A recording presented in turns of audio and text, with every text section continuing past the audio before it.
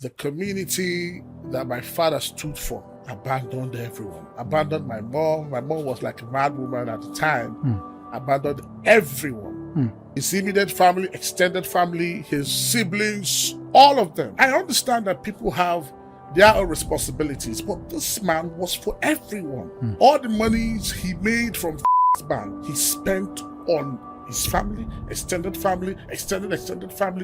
My father had no savings. So when he was kicked out from bank, he left with nothing. I remember at the time, my father started doing graduate work. Which is a menial... First class graduate. Started carrying block and sand. First class graduate of economics from UNN. My father started carrying block and sand.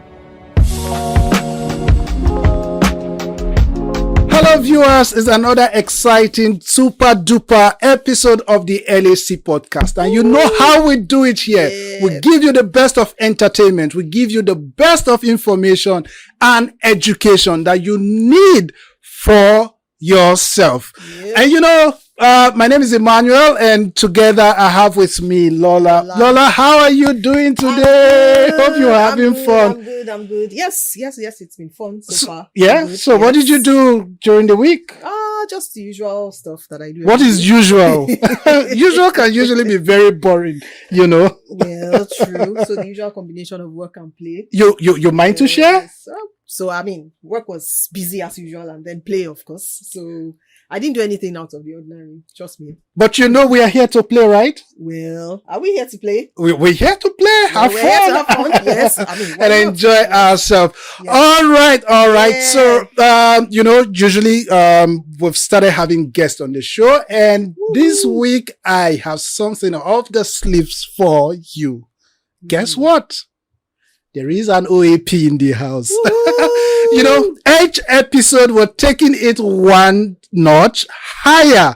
Yes, that is why you must stay glued to this channel to get the best of the best. And I tell you, very soon we're taking the entire airwaves, right? So airwaves, internet waves, every wave. Yes, we are taking everything by storm. So who's our guest today? Guess. I can't. Okay. Can be anybody. Okay, all right. So today we have Tasie Nwenedah, an OAP. Are you serious? How yes. Did you pull that off? An OAP with Wazobia FM. I think that now he's doing his own personal stuff and he's been consulting. And most persons know him as Tombo Bele, the original wife material. I don't know how many yards, maybe 1,000, 2,000 or 3,000 yards. How many yards, Tasie? Well, I don't think I've taken time to measure. Okay. I'm just open to too many women. That's it. Oh, all right. Welcome, Tasie. How's it been? Well, for me, it's been cool. You know, hustling and bustling in Lagos. Can imagine. Of course, the stress as well. So, coming here for me is a testimony. Thank you. Wow. Yeah, thank you very much. And what do you have for our viewers out there? I just want to say this to everyone who are fans of your podcast to stick around, because today's edition promises to be amazing, you know. Awesome. So just stick around. Looking forward to it. Yeah. Looking forward to it. Nice to meet you. Get into it again. Yeah. So Tasie, we've known for how many years now? If I should be close to 10, if I'm not mistaken. We met in 2012. Yeah, I think sometime 2012. Where? During our NYSC. NYSC, which is National Youth Service Corps. Yes. Yeah, a mandatory service for Nigerian graduates, where you have to serve your fatherland for a period of 1 year. So now you know how old they are. So taking us back, I think it would be nice for you to just share with us a past experience. Our personal experiences. You and I, we've done a lot. Most of them I wouldn't want to say on this podcast. Don't say, please. But we met in Akwa Ibom, 2012. in Inspirational local government area. That's so precise. That sound like Yeah. nice. And for those who are watching who are not Nigeria, that Akwa Ibom is a state, Yeah. and Insidatai, it's a particular local government in Akwa. that state. And that is where the camp, the orientation camp for 3 weeks is. And I recall that during that period, myself and Tasie were in OBS, which is Orientation Broadcasting Service, where we tend to interning, kind of. He was already a professional then, working with Radio Nigeria. And Treasure FM, Port Port Harcourt. Right? So we met. He was the director of programs at the orientation. We're in charge of news. Yeah, and I was in charge of news, and that was how we clicked. And we've been together past life over 10 years, 12 years now. A lot. And that is pretty much cool. Yes. We We had a lot of persons who worked with us then at OBS. Yeah. But I was able to identify you because, I mean, at that time, you were different from everyone. Please don't flatter me on I this don't show. Guy, Don't this flatter guy, me, you know, please. Get brain. Okay. The guy get brain. It sounds. Was he, I must confess. was he a good guy or a bad guy? Eh? No, he said. Is it a good? Was he a good guy or a bad guy? Good guy. I will talk about the good part of Aremo. Aremo is a good guy. When we met in Akwa Ibom, Aremo has always been a detailed person. Okay. No task, no. I want to make this news go like this. Okay. Okay. You know, in programming, the news department is more like working hand in hand with the head of program. So we're working together. Okay. No task, no, this news go like this. No, I know what almost. So we argued until we're able to understand ourselves. Okay. And Nice. during our time, we gave out the best news production. When we passed out from the camp, I remember the state coordinator asking us to come back to train the new core members and all of that because of the excellent work we put in. So Nice. your host is an amazing guy. That's a good part of it, though.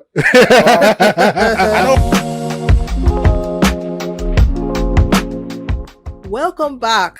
So I'm here between these two friends who have known each other for donkey years. And okay, Tasie, let's start. You know, you talked about this gentleman here being a part of your past. So let's even talk about the past, you know, things that have happened in the past. What is it like for you when you reflect upon the past and things that have happened to you as a person? Well, you know, reflecting on our past, it has a way of, you know, helping us to grow and learn. Okay.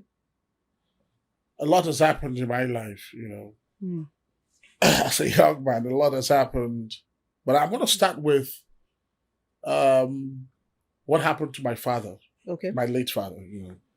I learned a lot from what happened to him. And that helped to shape my life. Okay. A lot also has happened to me. My father died at the age of 42, 43. Then I should be about 15, 16. There was something he said before he died at UPTH in Port Harcourt. He told my mom, if only I would have a second chance, I would live a better life. I would do it better. I would love you better, and I'll be a great husband. And after that comment, he died a few seconds. Wow. Yeah. And that left us thinking, as a man, a young boy at that time, I took my time to really think deep. My father made a couple of mistakes. Okay. And I'm sure I've also made a few of them. My father he was a good guy. Okay. But he lived a carefree life. I don't know if you understand what I mean. Yeah. He was there for everyone.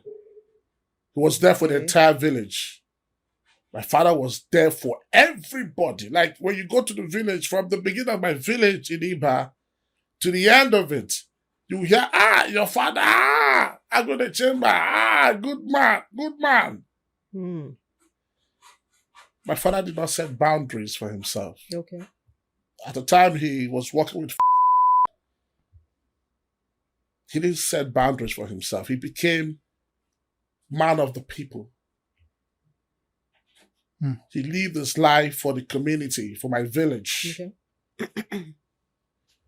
My father will have so much money today and spend it on everybody in the village. Pay school fees, train people, children, pay house rents, take people to the university, support you to travel abroad, and then he will come back home and tell us that there's no money. Wow.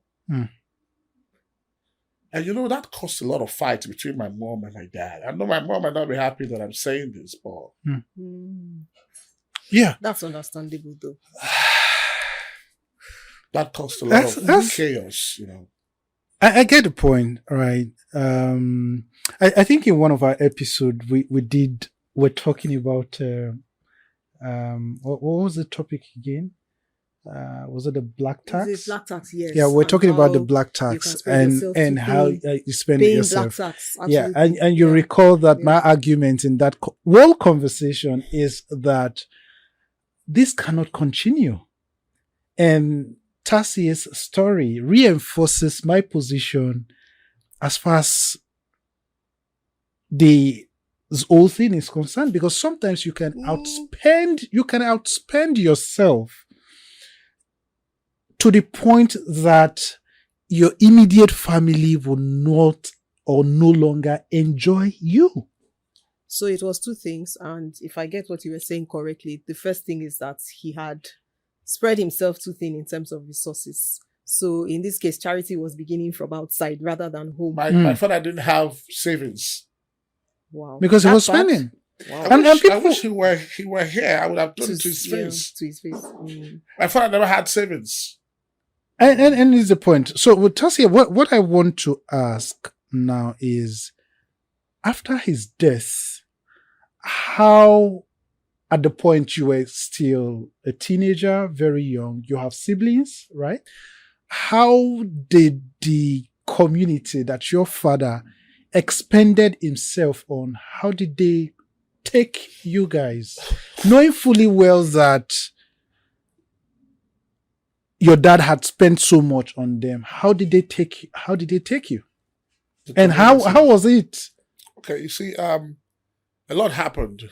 My father died in 2003.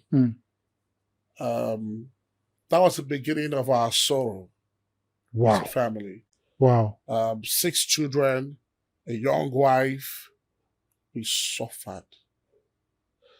The community that my father stood for abandoned everyone. Abandoned my mom. My mom was like a mad woman at the time. Abandoned everyone. His immediate family, extended family, his siblings, all of them. I know they'll be watching. They all abandoned. I understand that people have their own responsibilities, but this man was for everyone. All the monies he made from he spent on his family, extended family. My father had no savings. So when he was kicked out from he left with nothing. I remember at the time, my father started doing graduate work. Which is a menial... first class graduate. Started carrying block and sand. First class graduate of economics from UNN. My father started carrying block and sand. That must have Everybody been abandoned him, abandoned us before he finally died. Bro, we went through hell. To pay house rent was a problem. That we must have been eat or feed. Experience. Go to school was a problem. But thank God for my mom. That woman is a man and a woman at the same time. I haven't shared this story for quite some time now. I haven't said it to anyone. No, not even on radio, nowhere. This is the first time. Okay, so thank you for sharing that with us. And I know it must have been a very harrowing experience, especially for your mom. You talked about your mom. And while you were talking about it, something struck me in the sense that, most times you hear that it is men who are doing a lot for the community at large. They're doing a lot for family, for friends, for even strangers. It's not uncommon to hear that someone does so much and then the family goes neglected, and it creates some kind of tension in the marriage, especially, when the wife is trying to restrain him and it's seen as some sort of interference. So how did that play out in your parents' marriage, especially in relation to the fact that things were not flowing towards the family the way they were flowing to people outside the family? And especially, how was it emotionally for your mom? My mom was lost for years. The way you look at that beautiful woman, you see an empty person. You see, I learned something. And I'll say this to every man watching. Never you take for granted advice from your wife. Okay. I'm sorry to say this. I'm sorry to say this. My father never listened to my mom. Wow. He's gone, but his soul could not rest. But he never listened. He didn't take advice from that woman. So what happened? That resulted to everyday quarrels. Every day. Arrange your own house first. You never build your own house first. You didn't build outside. Let's piggyback a little bit. We're having this conversation, and one thing that came to my mind is wives would advise their husbands in-house. The men were like, no, I don't take advice from women, usually. Do you think it's a sin of ego or pride? Well, for me, because again, why? Because if you're married and you're not you're earning enough that could have taken care of the family and maybe possibly investment for the children, which is yourself, your siblings, and this one I'm speaking generically now, and it's not to your own story alone. How come that men hardly listen to their wives? Is it because of our culture? Is it religious beliefs that are contributing to how men really relate or take this? Is it a thing of pride? What is really fueling I wouldn't really this? say that it's a thing of pride. To an extent, the way we see women in Africa, we see women, let me just be. But you see, these people are blessed. They have this foresight. They see. The women are mothers, they see. Because I remember my mom telling my father, no, they do this thing. These people, where they do like this, but they go, see, if you don't do it again, they go abandon your family, we go suffer. Wow. You're all we have. Wow. My mom never said, don't help. No. Set boundaries. Don't My give mom will always say, everything. meaning our own is our own. Okay. Their own is their own. Absolutely. Whatever you do, Makes sense. satisfy here first. Then you can now do for the outside. Mm-hmm. So I think it's a thing of our culture to an extent. We undermine the position of women. Yeah. Maybe you, I just married you like my wife. So who give you God to come and advise me? Like That was the position of my late father. Who Wow. give you, I come out there and talk about my family, you're talking about yourself. You will marry, come. Aremo, do your survey. Every man who doesn't listen to his wife, check out their progress. It is usually on the decline. Right? Again, for me, I totally agree with you, because if you ask me, and I have had this conversation with friends and and some family members, which is basically, I think just a few days ago when I returned back home, I went somewhere, picked up a few items, went elsewhere, picked a few items, and I got home. And my wife was kind of like, "Oh, why did you get all of this?" And I said, "You know what? Let me eat now." Basically, I just basically told myself, I said, "See, it's my money. I worked for it. Let me also enjoy my money at the end of the day, because nobody knows tomorrow. Because at the end of the day, whatever you acquire, whatever you give out, chances are that other persons will pick or even come fight for your property. Right? And so it is my money. Let me even spend it on myself." And we all laughed. We laughed it off and then just had a nice time together. Right? So, which is the point that I am particularly looking at is, for men, we need to understand, and that is the essence of this whole podcast, that we shed light on some of these dark topics, and people are able to really pick this up and then learn from it, right? Because I'm imagining, as a child, seeing that your father have enough resources to take care of you, and at the end of the day, people are calling him Odogu outside, but in-house you are hungry. Yeah. He was... You understand? So, let's bring it home. You've been able to learn from that. Yeah. You saw how it all went down and how your mom stood like an Iroko tree to bring you guys up. And I know how far you've gone so far. We're not going to start recounting that. But beyond that, how have you been able to position yourself in ensuring that these mistakes do not occur? And what are your own mistakes that you think that you're making now that you really need to correct? Okay, you see, earlier I said that reflecting on our past, helps to grow and learn. I've been able to learn a lot from what happened to my late father. I've been able to do a whole lot of personal stuff, trying to analyze, look at, gain insights from what happened, try to develop self-awareness and all of that.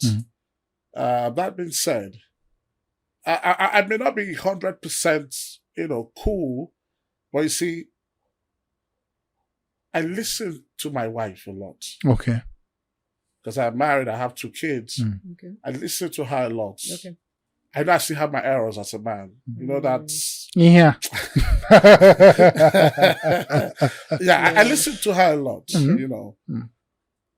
trying to make sure I navigate properly away from the past. Yeah.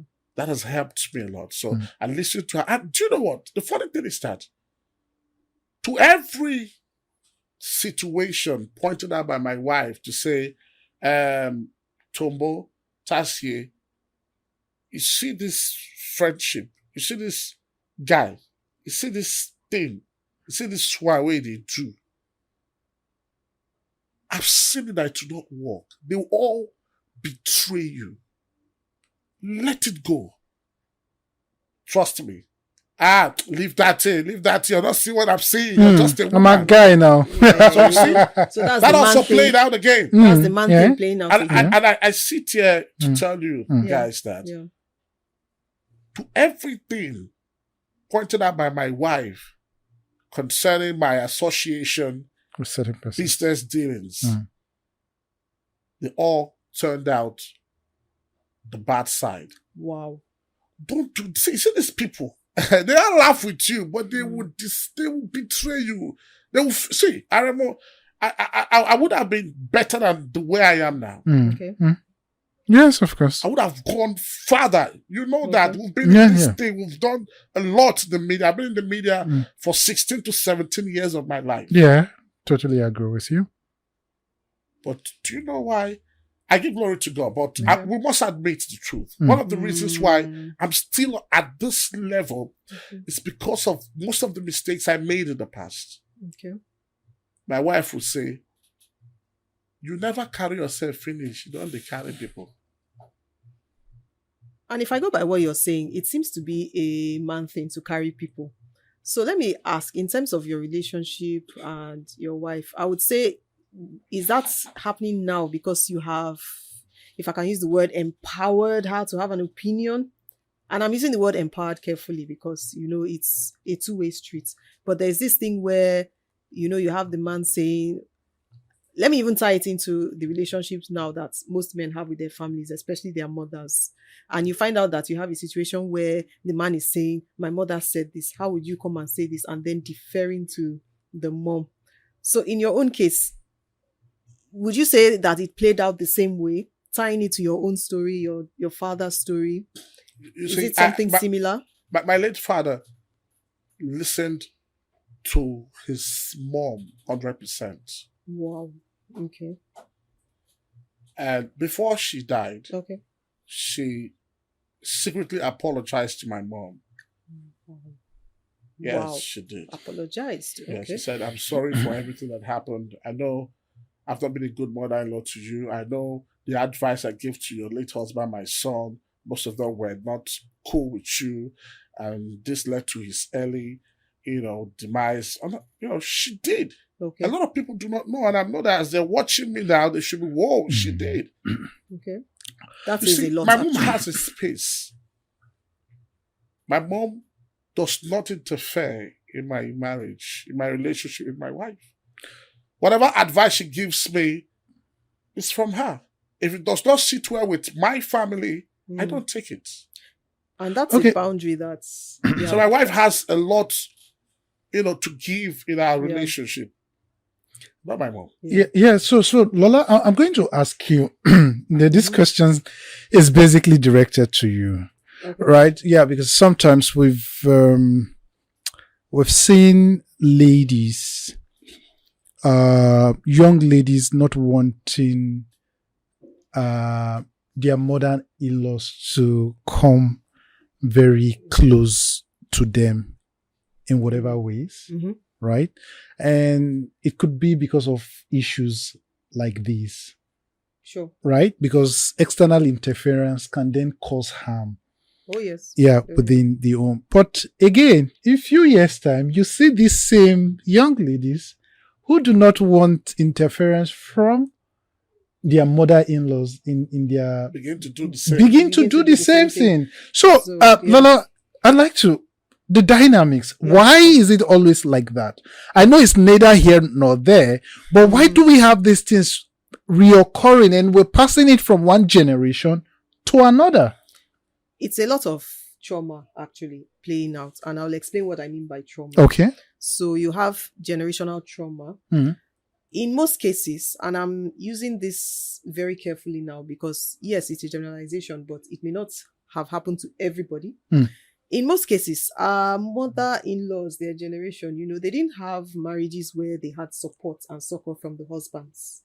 And because of that, they transferred a lot of the love into their sons. So it became more like a spousal love between them and their sons. And they feel a sense of loss when the son takes up a woman and says he's going to marry her. It feels like they've lost their backbone, essentially. Okay. Which is why you find situations where mothers-in-law just can't keep off the affairs of their sons, even when they're married. You notice that these frictions happen more across mother-in-law, daughter-in-law. You hardly have these frictions with father-in-law, daughter-in-law, or even father-in-law. They don't care. Usually they don't care. So the frictions always are between the women in the family. And it's because one woman feels this profound sense of loss, having, in quotes, lost her son to another woman. So she sees her as a rival. It shouldn't be, but because she has not enjoyed that support from her own husband, she has transferred it to her sons or son, depending on how many she has. And you find out that this now becomes some friction in the son's marriage. And unfortunately, because of that conditioning, most people have known their mothers longer than they've known their spouses. Just by just by nature of the age alone. Yeah. So you find out that many of the sons are saying, I just met you yesterday. Why would I be listening to your advice over someone that has raised me and that I've known all my life? And then that creates even further friction. So that's why you have situations where young ladies are now coming out to say, you know what, I don't even want to have a mother-in-law in the picture in the first place. But is Let that me just be doable? with my husband. Is that doable? Well, unless she has passed away, it's not. Tasie, is that doable? Well, I think it's practically possible, Okay. except in some sort of situation. But you see, I tend to agree with what she said. I remember when I told my mom that I wanted to get married. It was war. Imagine. You see. It was war. I happened to be my mother's right hand. You see. There you go. Very Very close. close. Like close. No jokes. But you see, the moment I brought the girl to say, Mom, see this girl, and my friend. Your friend. Is she just your friend? I say, because I was scared to tell her that we were dating at the time. So later I said, with the dates problem. Wow. That she had to marry. Fight. Whoa. I remember. We went. My wife and I, we saw Wayne. Wow. But I'm glad today that my mom and my wife, they're cool. They're close. Okay. But you see, I want to say this to women. Okay. Love your children, no doubt. Love your sons. But understand that your love, the love that you have for your son, and the one that his girlfriend or wife has for him, these are two different kind of love. Different. So nobody's taking your son away from you. They can So don't feel coexist. threatened. Yes. Yeah. Yes. So again, I'm going to ask. They can't coexist. It looks very interesting, right? Initially there was war because she didn't want interference between what you and her had, and buttressing what Lola rightly noted is maybe she feels threatened, and she was scared that she was going to lose you to your would-be wife at the time, right? Now you say the synergy. There is now a synergy. Everywhere the storm is, I made that is happen. calm and everything. So it's my next question. How were you able to make this work? Right? Understand that we're not talking about family and relationships and all of that, but we're looking at our past lives, and we're also trying to tie these knots together at the end of the day. Of course, yeah. How were you able to manage these dynamics in such a way that they were able to align on a particular pedestal, and they can harmoniously now work together at the end of the day? Because people need to understand, because you cannot say, and I find it very, very bizarre and absurd when people say that, you know what, I just want to be with my man alone. You cannot be with your man alone. It's not possible. You cannot isolate your man from his family. His family. Well, And again, understand that that's a trauma response. this is African settings. And if you go through the 54 African countries or thereabout, you're likely going to see the same culture. So we have a communal lifestyle. Because of trauma response, you say you want to isolate. That is not going to happen, because it's going to cause more war, either between you and the extended family, or between you and the man you are trying to keep to yourself at the end of the day, right? So there must be a way of, again, the women must understand their place, their position, but also understand where the position of the man, where his position lies in his extended family. And you cannot, for instance, my wife cannot tell me that, you know what, let's cut off my mom or my dad. That's a trigger. That's going to be a trigger for me. You understand? In fact, it's already a red flag. If you ever suggest that, it's a red flag. And guess what?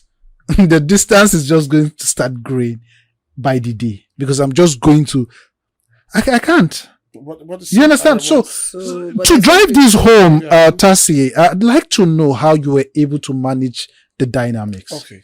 You see, if you, as a person, say you love someone and you want to be with her, or you want her to be with you, you must initiate a balance. Okay. Do you understand? For your woman to say, because see, to every action there's equal and opposite. Actually, yeah, of course. No girl will just want to come up and say, let us cut off from your parents. Something may have happened. Something may have initiated it. So the question is, babe, what happened? Why this? You cannot just say, oh, because she has said that is a red flag for you. She's a human being too. She has an opinion. She has to vent her anger. But you see, when all of this plays out, the best thing to do is, my former governor, Wike, he sang the song, Iyendeba. What does that mean? It means if you settle this side, settle here. Right. Oh, really? Life principle. Give here. Excellent life principle. Excellent. Okay, There's something I'll quickly say to Emmanuel. Okay. So, you know this thing about family is the same thing we're saying. You know, men tend to do that more, leaning upon the opinion of family, and she wouldn't want to, like Tasie was saying, just cut you off for no reason at all. But there is a reason. That's not the focus of this conversation, but I'm just tying that into what we're saying. Yeah, for me, it's okay. So let's understand. Is required. Now, let's understand this. Yes. Right?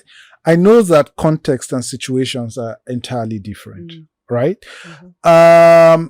Again, I also understand that people, based on their past experiences, have made up their mind on what they intend to do, whether the situation exists or not. So it's your job to find out. For example. It's your job to find out where she's coming from. That's the point I'm making. And hold on. There was something Tasie said. It's a life lesson from the past that Tasie said that, when you're looking at those relationships, as the man, you are actually the one in the middle between your mom and your wife. So you are the one that ensures that those boundaries are set. Yeah. So how was I able to balance it? Yes. I told you, Nisha, that my mom didn't want me to marry my wife. Bro. Mom's is no vessel. I planned from the scratch. We planned it all by ourselves. Okay. My mom excluded herself.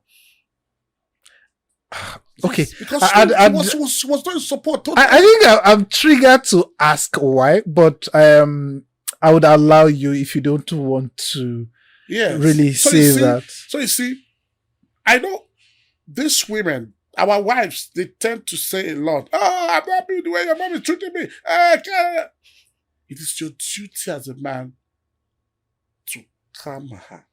Exactly. And let her understand a few things. Your mom will shout to you and say, Mom, see you, calm down. At different avenues. Yeah. So you see, my wife and I planned the whole wedding from scratch alone.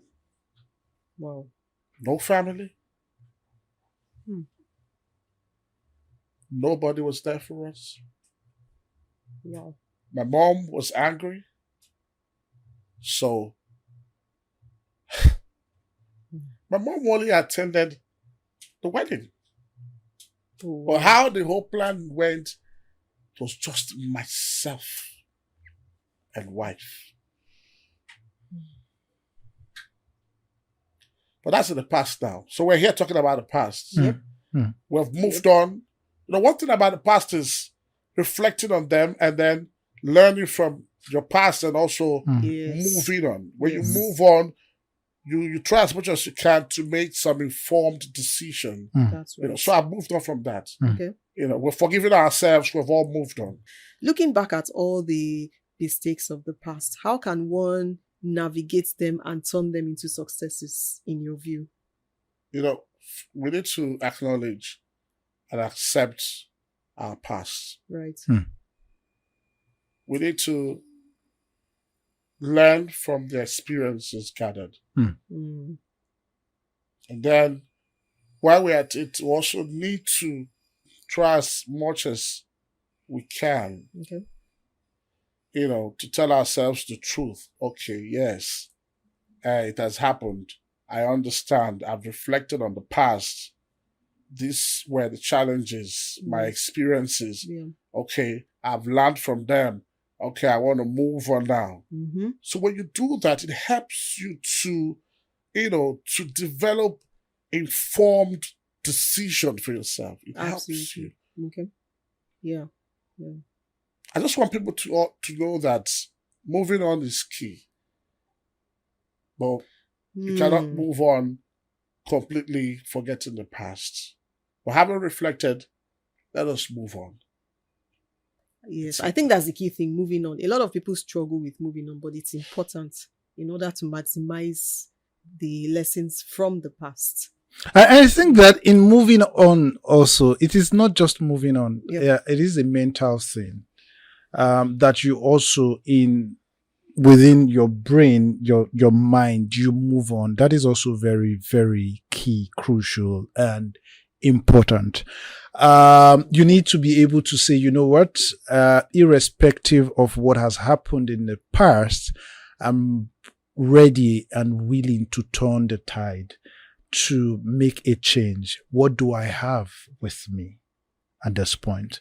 It is not about, oh, I ought to have been in this place, this was my intent and all of that. But if you can retrace your step, good. If you've gone past that level and you now have something, look at what you have in your hand. Try to see how you can then maximize the potential of what you currently have with you. That for me is how to move on. And moving on is about, being focused, dedicated, and pushing. Consistency is also very crucial in moving on, which is you have that passion, the drive, and all is there. You know what? This is what I have now. I'm going to start utilizing this. How do I better this? Do I need training? Do I need courses? Do I need mentorship? With regards to where I'm going to. And it's not all about money. Sometimes mentorship, sometimes just interacting with friends can also put you in the right track to achieving your goal and potential. You understand? So I think that this is a good point for us to wrap up this episode. Definitely. And it's been very, very, very insightful.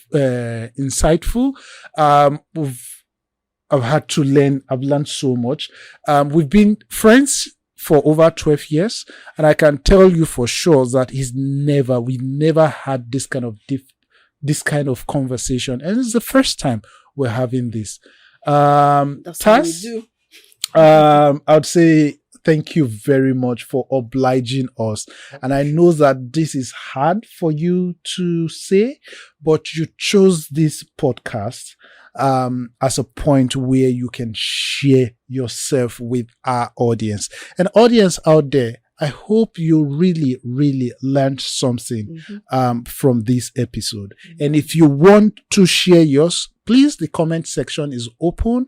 Go share your past experiences and how you've been able to move on so that people will learn from Talk it. specifically Over to about you, Lola. how, thanks. And talk specifically about how you've learned from the past, because we've been emphasizing on the fact that you have to engage in terms of lessons learned and everything. So I think it's important for everyone to share. So thank you everyone for watching. Don't forget to like and subscribe.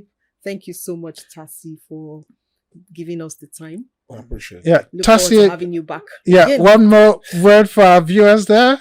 Well, I want to appreciate everyone, for being part of the podcast. I'll really be expecting, comments from what we have said so far.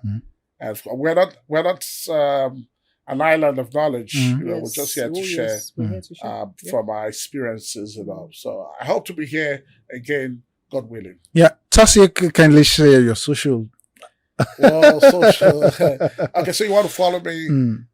Follow me on IG, on all social platforms at Tombo Africa, at Tombo Bele. Yeah. Alright. Thank you. That is a wrap on this episode of the LAC podcast, LAC Pod. I hope you really, really enjoyed yourself. Stay tuned. Next week, we'll be on your way. Bye for now. Bye.